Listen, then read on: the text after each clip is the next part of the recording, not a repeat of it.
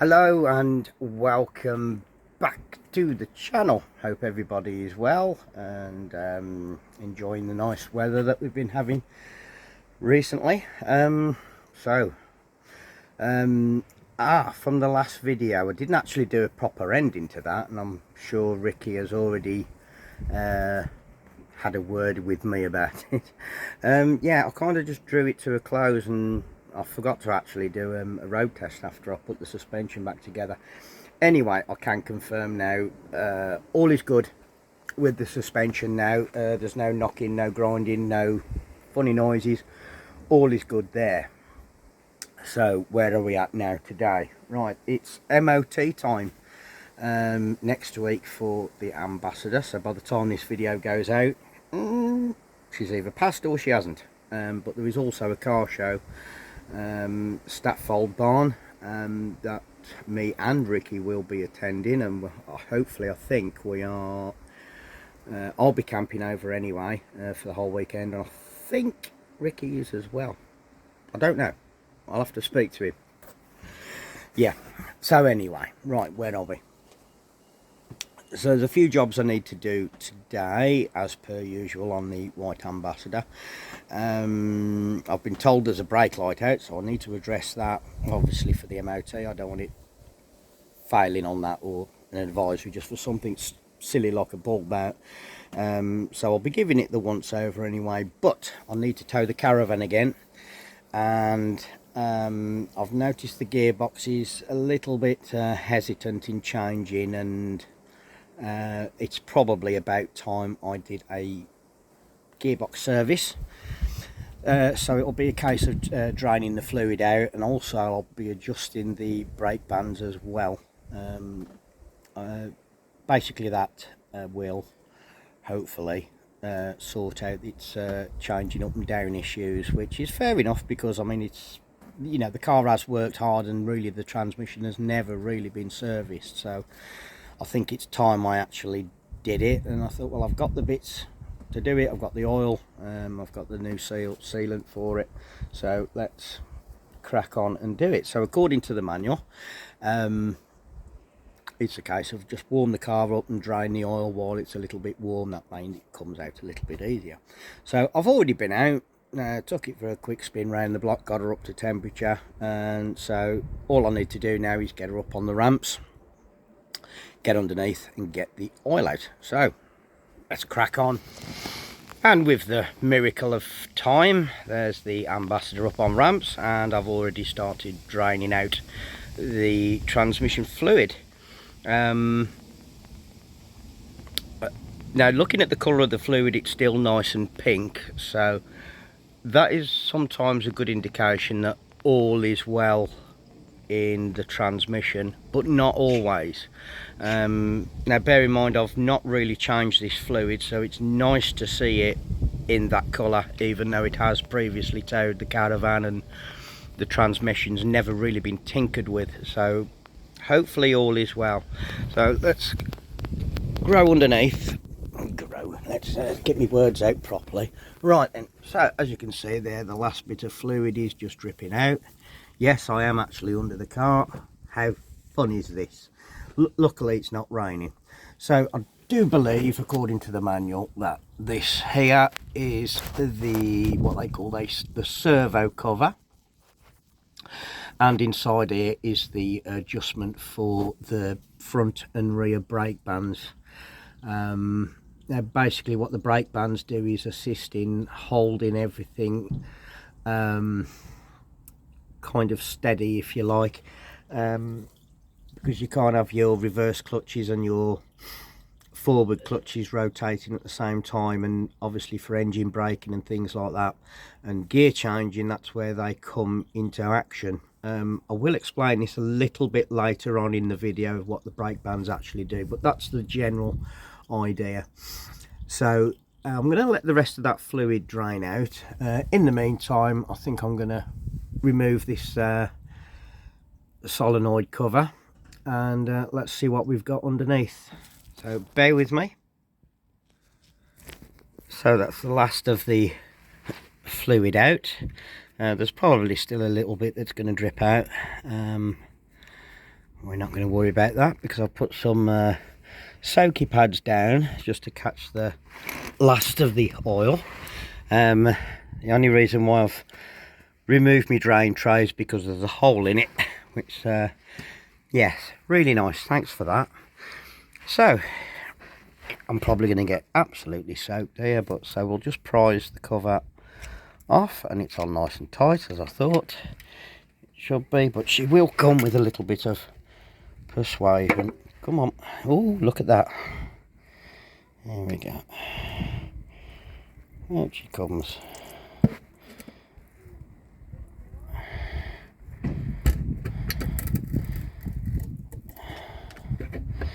So we're going to ease her off gently, because obviously it's glued on. I don't want to bend it. So we'll just prise her off. There we go. And off she comes. So there is kind of a gasket there, what's left of it, but we'll make a new one with some RTV jointing compound. Right, so this is the adjusting screw for the forward brake band, and here is the adjusting screw for the rear brake band. Now these are the servos here that work on the pressure of the gearbox, so when you're up to a certain pressure they open and close, or lock and unlock as the case may be. So basically all I need to do, we'll start off with the front brake band, which is basically to undo this lock screw here, this lock nut here, and tighten it up to a specified torque, which I will tell you in a minute when I get the manual out. And then you have to wind it back off. Now these are a square type adjusting screws, so it might have to be a case of just getting a socket that will fit on there, but that's if I haven't got the correct ones. I'm not sure, so I will have a look, and anyway, but we'll sort this out anyway. So first thing that I need to do is clean off this gasket here and clean off from in there. Now that is a little bit dark on there, which is kind of expected, but you can see there that the fluid is still pink in colour. Now I have seen transmissions, especially at work on, obviously forklifts are a very similar thing. They use there's no on bigger trucks there is 2 speeds, just like you know, a normal automatic transmission, old-fashioned style, but that's what they are on a forklift, the very old-fashioned style, which is basically the same as what this is. So there's no electrical gizmos going on. This just all works purely on I think it will be pressure with inside the system here. Engine speed doesn't really have a lot to do with it, although there is a kick down cable which bypasses the pressure that the gearbox is running at, as to give you the kick down for it to change into a lower speed. But as I was saying, I've seen fluid draining out a lot darker than this, and as you can see it's still translucent there. So this is just old stuff that's floating around in the gearbox there. I've seen it where this oil has been black, and you can smell how burnt it is, which basically means that the clutch packs are knackered and there's not much left on them. And that's usually indicated by very, very dark oil. So whenever you're doing an automatic transmission, it's always a good indication if the oil comes out relatively clean, because basically if it's dark, that is actually clutch pack material that's mixed in with the oil, and the more that mixes in there, the more abrasive it is, and the more it wears. So right then, so let's get back to it. Let's get this cleaned off, and I think I might pull this cover off as well, just because I want to have a look and see what's in there. Why not? We're here. So that's the valve cover off, which is also acts as part of the transmission sump. Now again, looking inside there, it's a little bit brownish. It's got a brownish tint to it, which is fine. but as you can see, it's still very translucent. So I'm quite happy with how that's looking so far. All very clean in here. There you've got the selector cable for your forward, reverse, neutral and park, and here you've got the pump and the strainer. Now the strainer looks really good, really clean. That's a gauze type strainer, that is. So many microns will pass through that, but I don't exactly know what it is. But yeah, so all this is the valve. So when you select drive 1 or 2 or reverse, this allows all these valves to operate and fluid passes through these pipes, whichever way they've got to go. And there is also a magnet here. Now, considering this car is 40 years old, and I doubt this has ever been removed, if I'm honest, I don't know. I certainly haven't. That magnet is pretty clean, to be fair. Yeah, I do expect to see some goings on, but that's relatively clean. I mean, if it was any damage was done inside here, that would be absolutely full of filings. So that looks really good. So I'll put that back on anyway. I mean, I'm not sure, but I think it should actually be on the sump and not on here. So I think I am actually going to drop it on the sump. It's not much of a magnet, if I'm honest. It probably could be better, but anyway, we'll clean it up and we'll put it all back together. Clean this mating face up, clean these covers off, and we'll carry on and then undo the adjustments. So we'll resort to the manual. I'm not going to guess it, and we'll follow it accordingly. Marvellous stuff in it. So now we've got the manual out. Now the manual doesn't wait for the train. Now the manual won't really tell you much about your automatic transmission. It'll only tell you the basics of what you need to do to make some adjustments and minor repairs. Now it does not tell you how to strip the gearbox and renew clutch packs, basically because it is a specialist bit of kit. But I think when I do take the engine out, I will be stripping this gearbox down, and maybe just for the sake of while it's in bits, I think I will replace all the clutch packs inside, because basically if I'm going to rebuild the engine, I may as well do the gearbox and final drive and all that, so that when this power plant goes back in later on, it will be good to go and it's something I won't have to worry about other than routine maintenance. So according to the manual, right, so blah de blah de blah de blah de blah. Right, so I've removed the servo cover. Now it says to release the now accessible front band adjusting screw lock nut, which is this fella here. Okay, and then it tells me to tighten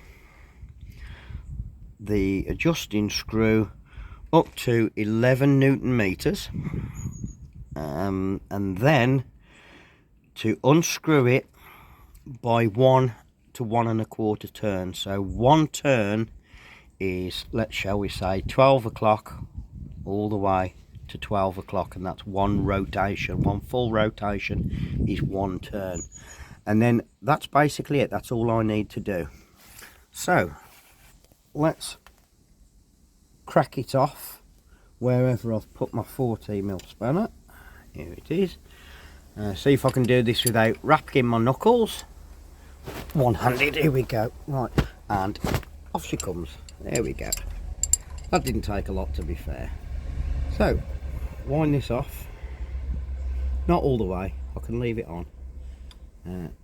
So now, torque wrench. This is a good old-fashioned one, spring-loaded. As you can see there, my adapter's on there. Basically, that is a quarter adapter, half-inch square, and back to a quarter again. So, right, now, always leave your torque wrenches in a relaxed state, which basically means fully wound off. Never leave them with spring tension on, because basically you weaken the spring. So, let's see if I can chuck this here. So it tells me to wind it up to 11 Newton meters. So this one goes up in increments of 2. We start off at, obviously, 0 is there, so we got 0.5, we've got 1, and then we keep going, winding up till we get to the first line there, which is 5 Newton meters, and you line the, let's see if we can get that, the 0 is lined up with the first line there. So that's 5 Newton meters, so I need to go up to 11, so we've got 7, 9 and 11 up there. So we wind it all the way in till we get to the 11, and again we line up the 0, and there we are at 11. I hope this is coming up on the camera. And then we tighten up the lock screw on the back, and that stops me accidentally turning this round and altering the settings. Now what this will do is, when I get to where I need to be, so we'll put that on here. A bit difficult one-handed, so I do apologise. So I will put the camera down in a minute. So now it's telling me to wind it on.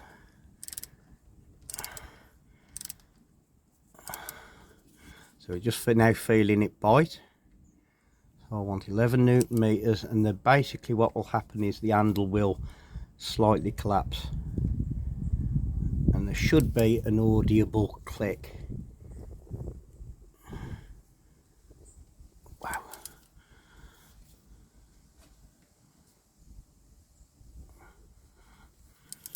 Still keep going.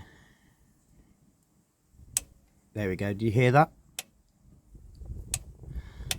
There. That there is 11 Newton meters. So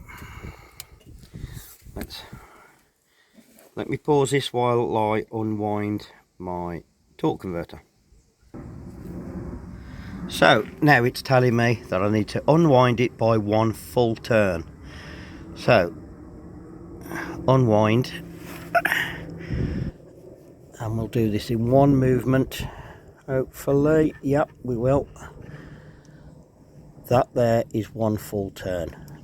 So all I need to do now is tighten up this lock nut, and I'm going to need 2 hands to do that, because I want to hold this steady and also tighten this up. So that's what I'll do now, and bear with, and then we'll see what happens with the rear brake band. So for the rear brake band, is obviously those readings are different now to the front one. The front one was done at 11 Newton meters. The rear one only needs to go to 1.2 Newton meters. So that's going to be fun, which is virtually nothing, but we should manage it with the torque wrench there anyway, because it does start to bite at 0 anyway. So I will be able to work out where I need to be with that. But what it's saying is here is where the rear brake band requires adjustment, I need to unhook the piston return spring from the servo casing. Right, which is this here. So this is the rear brake band adjuster, and this is the return spring for the piston. So I need to unhook it from here, which allows there to be no tension pushing this forward up into the, and I can, that is really tight. So this is going to require 2 hands, so please bear with me. I'm going to do this off camera. No doubt, because when that spring hits my fingers, the language is probably going to be colourful. And I've not got Ricky here to edit that bit out, so I'm going to do this off camera. So bear with me, and with the miracle of time, we should have that unhooked and ready to go, he said. So that's the spring released from up there. Actually, it wasn't too bad. No swearing was involved, no fingers were stabbed, and yeah, Ricky's got it easy this time. So right, I've already slackened off this nut because it was a little bit awkward to get to. So again, we're going to do the same as before. I've preloaded my torque wrench, so all I need to do is slap this on here and tighten accordingly. So 1 Newton meter is not a lot at all, so that's not even okay. Let's keep going.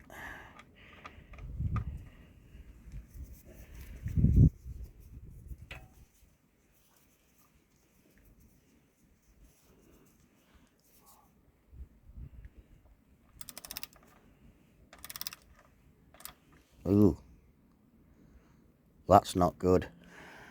Pause. So, trying this out with a torque wrench didn't actually work because I can't get it to register excuse me, low enough. Yeah, I can't actually get it registered low enough to give me an accurate reading. So as I look inside the gearbox here, up there is the actual brake band. You can actually see it there, and that's the brake band there for the forward clutch there. So I'm going to have to do this by feel. So basically I need to pull this up finger tight basically. 1 Newton meter is virtually nothing anyway, so I can still see some movement there. I'm going to wind it up a tad more with my fingers there, and that has now bitten. So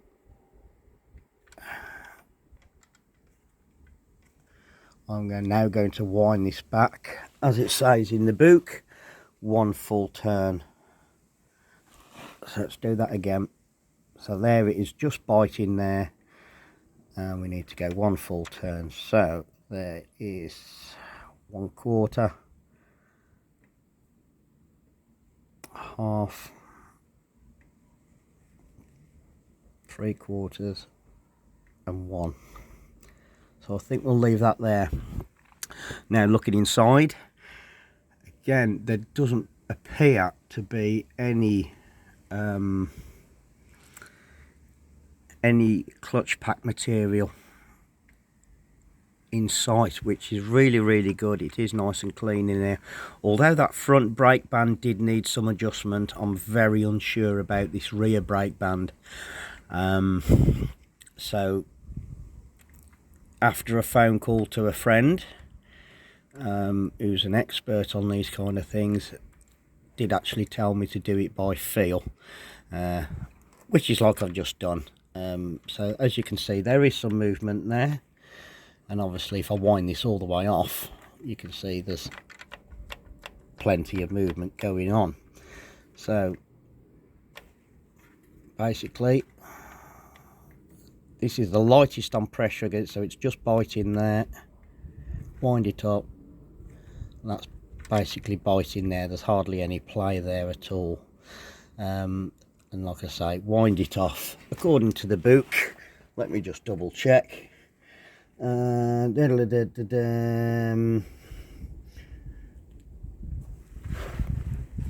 yeah, 1 full turn. So we'll go 1. I can just see that. I'm not sure if you guys can. There. So it is meant to be loose. So there is movement there, and obviously you've got the spring tension going on there. keeping the tension off it. So yeah, that's all good.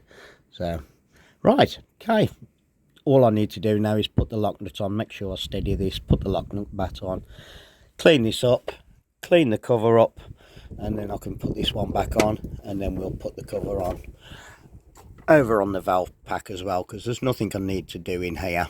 But I just wanted to go in there and have a look, and obviously give you guys a look to see what goes on in there as well. So yeah, so far so good. I think I will. I'm not sure if that is a drain plug or not. I don't think it is, but I will check the manual, because if that's a drain plug, I do want to get any old fluid out of here as well. Why not? So bear with me, and we'll be back in a little while. Okay, so we're ready to apply some new sealant up here to the mating face. Now obviously there's still a little bit of old gasket left on there, and as you can see, I'm holding one of these, very sharp. Now when you're removing old gasket, don't be tempted to do this with it, because you will take a shaving of metal off there very, very easily. Now the thing to do is hold your blade 90 degrees to it and work in a sideways motion, basically just scraping off any gasket. So you keep going, keep going, keep going. That's a big lump there, fair enough. It's going to take a while. But as you can see here, there's still some markings of some gasket there, and all you do is just drag it across. You don't want to be taking any metal off, and with one of these, and bear in mind that that is aluminium, it will be very, very easily to do. And obviously you can see that there are markings on here that it's been done once before, or a bad casting at least. But as you can see here, there are some bits of gasket left, and all you do is just drag the blade across like that. Good to go. So obviously these big gobs of gasket here I will need to pull away and remove them. Most of the time, if you're patient enough, they will come off in your fingers and they will peel off. If you do need to get a scraper on there, don't use one of these, use something blunt, and easy to weigh gently. You don't really want to putting any gouges into this part. So I'm going to work on this at the moment and get this cleaned up, and obviously get the covers cleaned up, and we can bang them back on, and I'll show you how to do some new gasket with jointing compound, and a little trick that we've learnt over the years. Bear with me. Okay, so we've got our mating faces cleaned off, and we're going to use instant gasket there, which is basically a silicon type RTV jointing compound. Let's make sure all these are cleaned off and dry of any oil, because once you get some oil on there, it's basically not really going to work. So you need to make sure that they are clean. So that's both of them done. And the bottom of the gearbox there, that's all nice and clean as well. So all we're going to do is put a nice big thick bead of compound round these, and what we're going to do then is leave it not to completely dry, but basically to partially set, probably about, it's probably 50% hardened off, basically, because when you put your bead of silicon on there, or gasket, whatever it is, when you put it on there and you whack it straight on, all of that then just presses out, and if there is a slight bit of oil on there, it's not really going to seal, and there's not going to be a lot to go on. So basically put it on and leave it and let it partially dry. That way then when you bolt it up, it's all not going to squish out and go into places where it shouldn't do. So I'm going to do that now, and bear with me. And there you can see I've put a good dollop of sealant on there, and it's been spread round evenly-ish. And and that's been set in for now for around about 5 or 10 minutes, so it's still a little bit tacky, but it's not too liquefied where it can mix with oil or anything like that. I mean, it shouldn't do anyway, and it shouldn't squeeze out too much, but it's just something I do, just to let it cure just for a little bit. That way it's still nice and rubbery rather than liquidy, if that makes any sense. So I'm going to go and put these on, bolt them up into position, and we can get the fluid, some new fluid put back inside. So yeah, bear with me and I'll be back in a little while. And with the miracle of time, the covers are now back on. All the bolts are in, but they are all loose. I can still move these covers around, so I'm going to leave it in this state now for probably another 10 minutes. That will just make sure now that all the gasket has made contact, and it just gives it a little bit more time to set, obviously to a more rubbery state, and then I can tighten these up then. So, and as you can see, there's been nothing squirted out of there. I've not cleaned anything up, so basically all they are is just pressed up against the mating faces there, and it's just gonna, like I say, just give it 10 minutes just to cure off a little bit more, so when I tighten these bolts up, it's not all going to squirt out and it's all going to stay in position. That's just something I've always done. If ever you've used instant gasket like this, you'll notice that no sooner you tighten it all up, it squeezes it all back out. So the film that you're left with that's trying to make a gasket is, you know, probably about the width of a human hair. So this is why I do it this way, because it just creates more of a gasket, and it helps to create a better seal. Whether I'm right or wrong, who knows, but that's just one of my techniques that I do. So yeah, so I'm going to give this 10 minutes, tighten these up, and then we can refill the system then with some fresh fluid. And that's all those bolts tightened up. Make sure you follow the torque settings in the manual, because that is an aluminium casing, so they don't need to be done up with a breaker bar swinging on it. They're basically just over hand tight. They're very not very much pressure on those bolts at all. And don't forget to tighten up your sump plug. So that's all ready to go now, and as you can see, there's no seepage out of the sealant there. So yeah, I know she needs a good clean under here, but she is in a lot of use, so all this unit is probably going to come out anyway, so I'm not too fussed about it at the moment. So there is always work to do on this car, but this car will be coming off the road this year, to do things like the engine, as I've said in previous videos, with the big end rattle and things like that. And I think this car now finally does deserve some attention to the bodywork, which will get addressed. But right, let me get up. So then, back to the manual. Right, where are we? Okay then. Manual automatic transmission. Right, so we need automatic transmission, lubrication, focus, thank you very much indeed, and we need 4.5 litres to refill the system. So I'm going to put about 4 litres in, and then I'm going to run the car, get her off the ramps, get her on the level, and get her up to the proper level that we need to be. Obviously, to do this correctly, the engine needs to be running and it needs to be fairly warm. So like I say, I'm going to put about 4 litres in, and then we'll get it down off the ramps, and then we'll top it back up. Hold up, hang on, let's not go any further.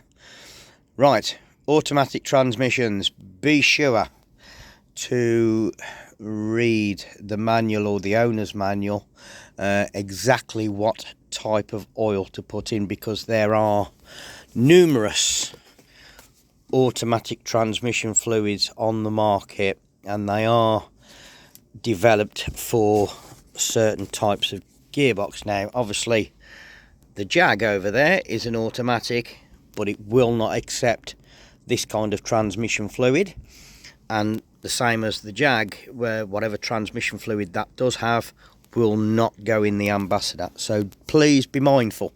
And it has been known that the most common transmission fluid is Dextron, or Dexron.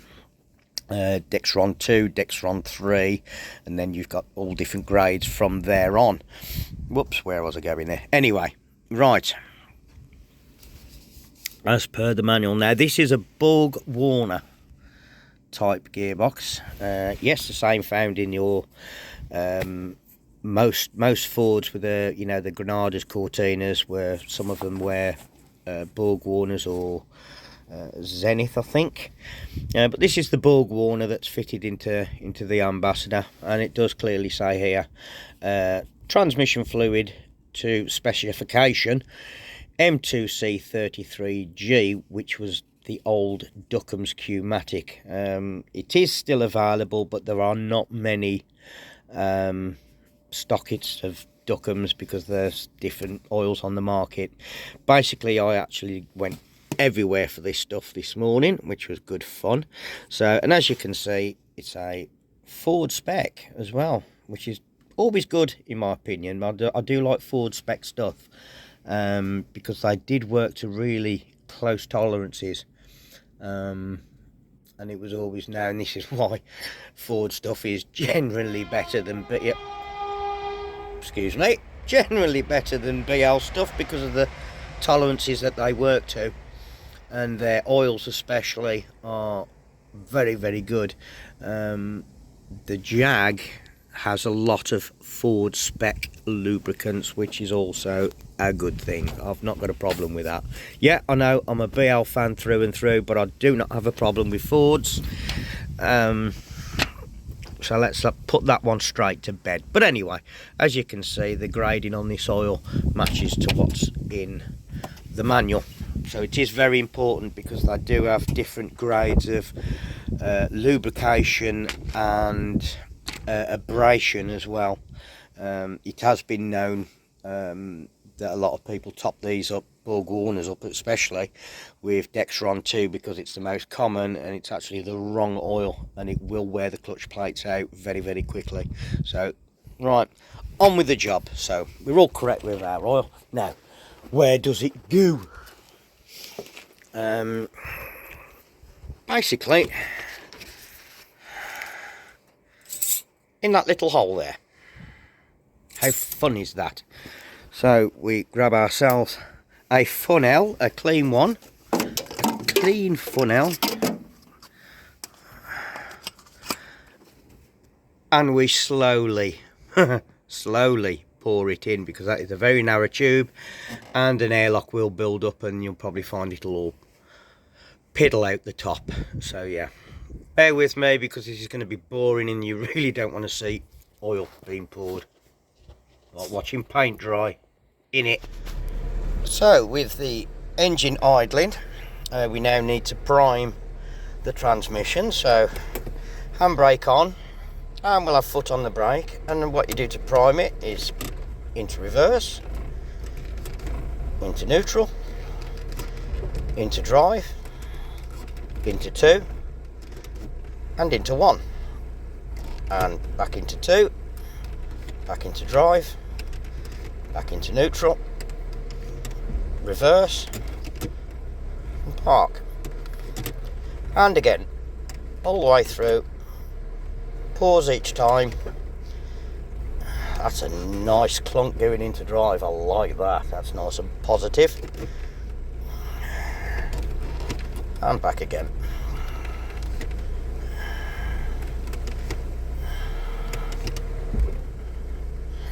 Nice. Nice to hear those clutches filling up rather quickly. You can usually tell with worn clutch plates in the forward and reverse clutches. That's more or less instant. As they wear, it takes longer for those clutches to fill up with oil, and there can be about a second delay but that is nice and instant. I like that. Right, so that's the gearbox primed. Now with the, obviously with the engine on tick over, I'll get the bonnet up again and we'll check the fluid with the engine running. Bear with me.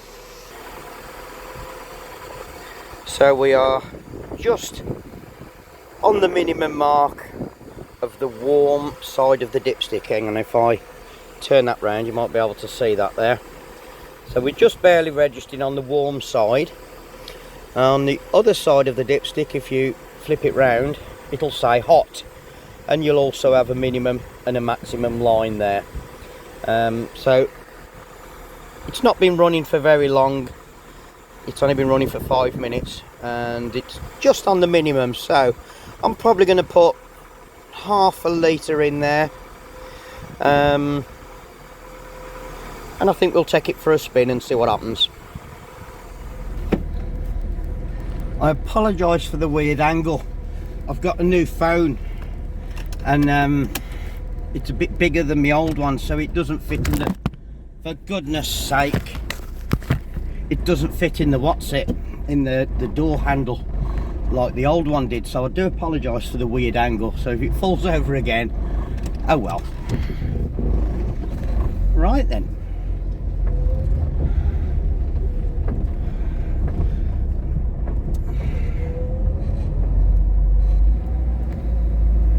Nice. Oh, that's smooth. Oh, she feels nice. Even you know, this low speed, you can always tell the difference when it's been fettled with this car. Oh, into second straight away. Good girl. Holding second nicely. And into third. That's as far as it goes. Doesn't go any faster than that. 3 gears. Good old Borg Warner 35. Lovely. That feels nice. So I'll downshift into 2. Nice and instant. Back into drive. Lovely. Oh, fantastic. Right, that's another job. Well done. Now I'm not sure how this video is going to go. I'm going to send the whole lot to Ricky as per usual, but as I mentioned at the start, there is some more work to do, which I'm going to do when I get back. Sorry, I know the camera's where it is. I do apologise. I know and you can see that crappy headlining up there that's got to be done. Again, that's another job that needs doing later on, and it will get done, trust me. Right, where am I going?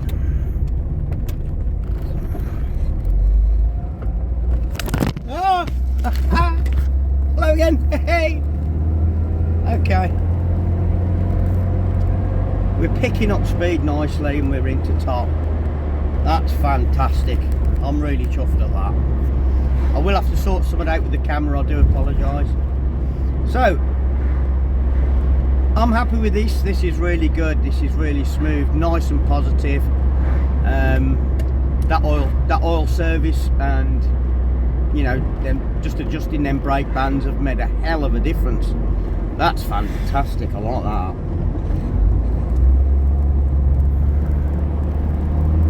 And kickdown's working good. That's nice. That's really good. That's fantastic. So right, I'm heading back home. Just a quick spin round the block. So let's have a look at this brake light. And I've just noticed me alternator light, battery light, whatever you want to call it, flickers on at low revs. I've got some new belts in stock. I've got some new fan belts in stock, and I've got some power steer belts in stock, so I think that's going to be another job, and I might as well do it now while the weather's dry and it's bank holiday Monday and I've got the time to do it. Although I have got to go and practice the old bass guitar in a bit, because I've been requested to play again with Murder of Crows. I've said before, local Burton band, they've got a Facebook page and there's plenty of videos of them. They are a phenomenal pub band, if you like. do lots of rock covers, punk covers, and I'll tell you what, the energy from this band is just off the scale. So I'm really looking forward to next Saturday. So for me, next Saturday, MOT for the Ambassador, and hopefully she'll go through, so fingers crossed. And I get to play bass again with the Murder of Crows, so it's going to be, hopefully next Saturday is going to be a brilliant day, and hopefully I'm not going to get my face punched in the meantime. Who would do such a thing? Anyway, right, this is absolutely brilliant. I'm really loving this car at the minute. She's good, she's real good. So right, pulling back on the drive, and let's do some more work. Let's get these belts done, and let's get this brake light sorted. Naughty, I've just been out and there's a brake light out. Right, see you in a bit. So there's our belts out the way, and yes, and I think it's fair to say that them are a little bit worn. I think we've had our money's worth out of them. So yeah, pair of new belts to go on, and the brake light there just turned out to be a dodgy bulb, so that was just quickly done. Yeah, great. Right, let's get these belts on, let's get this car finished off for the time being. Obviously this one has power steering, so power steer belt comes out the way first, and then you get to your fan belt by slackening the alternator. I don't know why I called it a fan belt, because it ain't got a fan, it's electric. Right, so yeah, alternator belt, shall we call it then? Yep, there's no play meat, water pump, bearings feel good in the alternator, all good there. Right, let's put these on and get done. Thanks. Well, that almost turned into a fight. Right, it appears I don't have a power steer belt in stock. Looks like everything's been labelled up wrong from where I had them from, because none of them fit. Not even the fan belt, but I did have one in stock. So then what I have got, I might as well just go in the bin, which, yeah, there you go. It's the way it goes when you buy second-hand bits, I suppose. New old stock, and people have forgot what they're for. Anyway, that's it done for now. So she's got some new belts, she's got a what's it done, a brake light done, that's all good there. And as you can see, I've got a boot full of stuff. What else have I done today? Oh yeah, the transmission. So yeah, that's it, we're all good to go. So I'm going to button this up now. I think I might go and get some petrol ready for next week, and that's it, I think. So that was a good couple of hours messing about, tinkering, bit of maintenance on the mighty white. Isn't she beautiful? So yeah, she just I'm going to go and get some petrol now and call it a day, I think. Yeah, that's been fun, that's good. Transmission, that feels absolutely brilliant, that's best it's ever felt. So what are we doing next time? I have not got a clue. I will more than likely do some recording at Statfold Barn, where there will be an update on the Ambassador as to whether it passes its MOT or not. She'll be fine, she'll be fine. I've got no problem at all with that. She'll be good. So she's ready to go as far as I'm concerned. Earlier on, while I had the missus checking pushing the brake pedal, we went through all the lights, and all the lights are fine. As in previous videos, it was only a couple of weeks ago, you've seen I've been underneath there, all hunky-dory.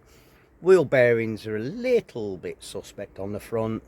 They may pass them, they may just say, look, get them done, which I will anyway, at some point. But like I say, that car's coming off the road soon anyway, and Will can be continuing with Mrs. Wynn under here. Because I think Statfold really will be my last one and only car show this year, actually. Yeah, I've not done much. I've just been working and buggering off in the caravan, probably the same as Ricky, more or less. So that's how it is at the moment. But yeah, work will continue on the Princess. So I think future videos other than Statfold Barn are going to be on Mrs. Wynn again. there's not a lot to do. I'm going to be honest. There's just that bit of welding on the other side now, and sort out the paintwork for that corner. And I think I'll leave a complete respray till next year. I think we'll see how it goes. See what kind of finish I can get on it this year. And then right, I'm going to turn you around. Right, let's have a look at this thing. Right, there you go, the black one. Right, I did actually get the urge the other day to polish it back up again, because she was, when I lifted the cover, she was, as you can see, she's full of junk. Yeah, I know she is a shed at the moment. But yeah, the paintwork's looking a bit crap again because it's been left out all year. My fault, you know, totally my fault. But as you can see there, it does polish up nicely again. So that was just 10 minutes just pissing about. So yeah, I know she's full of junk because she is a bit of a storage shed at the moment. But yeah, all that will come out, don't worry. She'll be good, and I'll be looking to sort this one out as well next year. But for now, we've got the white one to keep running for a bit longer, and then we've got the Mrs. Win then for future videos. So update on the Jag. She's as good as gold. Right, she's staying for the time being. I know I keep saying I'm going to get rid, but she's staying for the time being. Since I've done the spark plugs, obviously I had to disconnect the battery, which resets the ECU. Now looking at speaking to a Jaguar specialist about this, because when I put it back together and done the spark plugs and everything else, it was really greedy.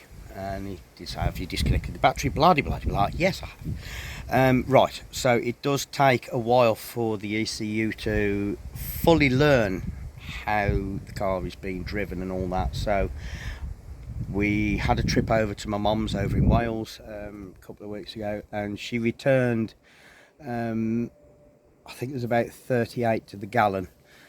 Which for a 2.5 auto four-wheel drive is not that bad, if I'm honest. That's pretty good. And I didn't exactly drive it like an old man, you know, 70 mile an hour, 60 mile an hour, whenever I could. So there was motorway, there was country roads, and I weren't hanging about. So she did really, really well on fuel. Now that the fuel is coming down a little bit, it's only about 10 quid less to fill it up now. It's like, wow. So yeah, so the Jag's going to stay for a little while longer anyway. So that's it from me for this video. I hope you've enjoyed it. Don't forget to like and smack that bell to get notified of any new videos that Ricky decides to put up when he does them. In the meantime, so from me, wish you all the very best. Take care, everybody. Stay safe. Look after each other, and keep on motoring. Have fun. See ya. Bye bye.